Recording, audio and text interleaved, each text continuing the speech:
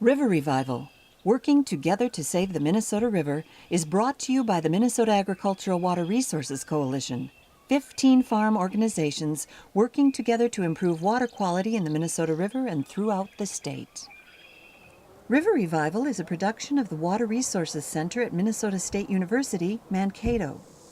Additional funding provided by the Minnesota River Board, the Minnesota Valley National Wildlife Refuge and U.S. Fish and Wildlife Service, the Agricultural Drainage Management Coalition, and the Minnesota Valley Trust.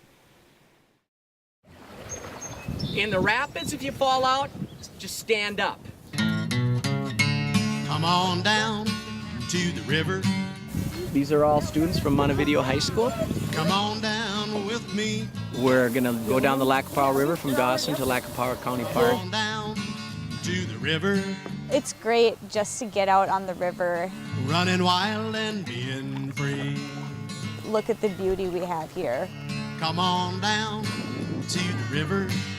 If you haven't been there, then you can't appreciate it the way you can if you've paddled it, if you've seen all the wildlife that live on the sides. Come on down to the river. Running wild and being free. Butch Halterman teaches high school biology in Montevideo. Every summer since the early 1990s, he has taken students canoeing and camping on the rivers in the Minnesota River Valley. What I wanted to do was inspire a new generation of young ecologists that understood the river and how important it is to us. About the same time, Butch also helped start an organization in Montevideo called CURE, Clean Up the River Environment. This is CURE's 19th annual banquet. I remember our very first meeting, it was Butch Halterman stood up and said, I have a band, we can play down by the river and we can raise money, and so boom, that's what we did. So we had our first River Revival.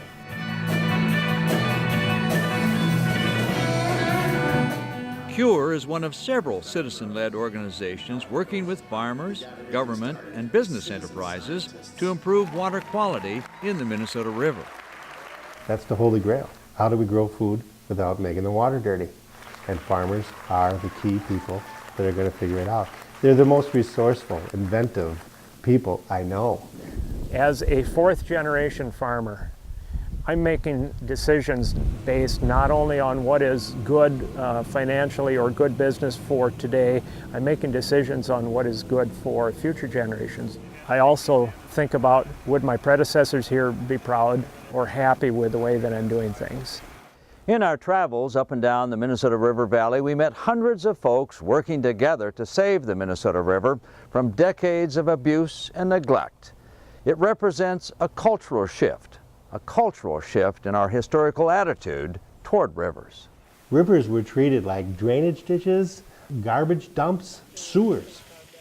No, this is a prime recreation area. This is where the remnant of the wild still lives. We have to celebrate and get to know these places.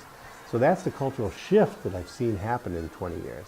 And this is really important because it's how we think about things and how we regard them that changes our attitudes and our behaviors. The place where we start is that clean water is just a fundamental value for all Minnesotans. The second thing that I think that everybody understands is that it's everyone's responsibility to get clean water. And in the case of the Minnesota River, we've had a tremendous amount of people all working together doing something.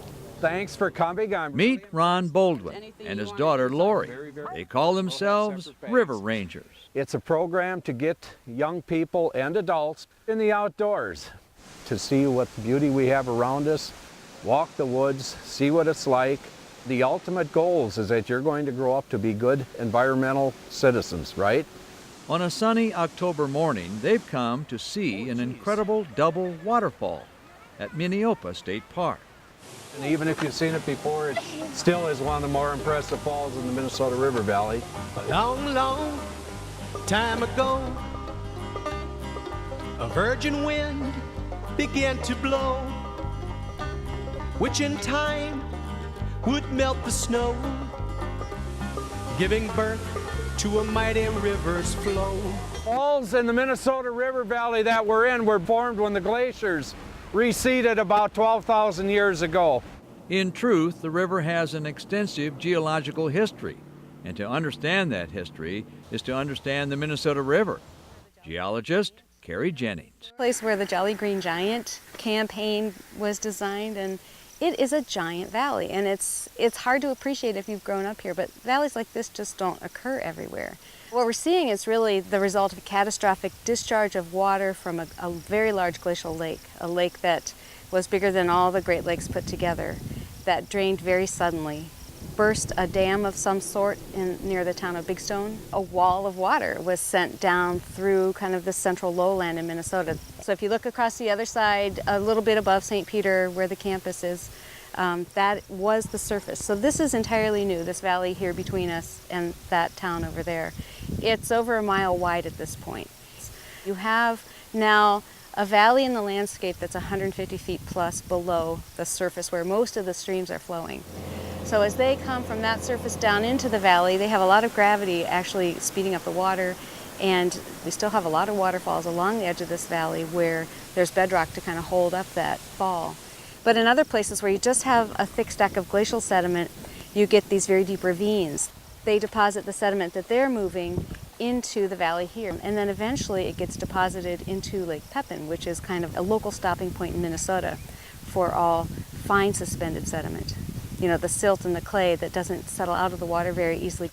So it's natural for rivers to be cutting into this upper flat surface, depositing their sediment into the valley. What's not natural is the rate that that's happening now. No, the river is the indicator of what's happening on the land. Societies rise and fall based on how well we take care of our topsoil. We are in a process where we've lost half of the topsoil we started with, you know, in less than 125 years of cultivation. So we're on a path towards desertification. This is all the stuff it carries down. Charles Smith is a young-looking 70-year-old who has lived just below Minnemissionona Falls his entire life.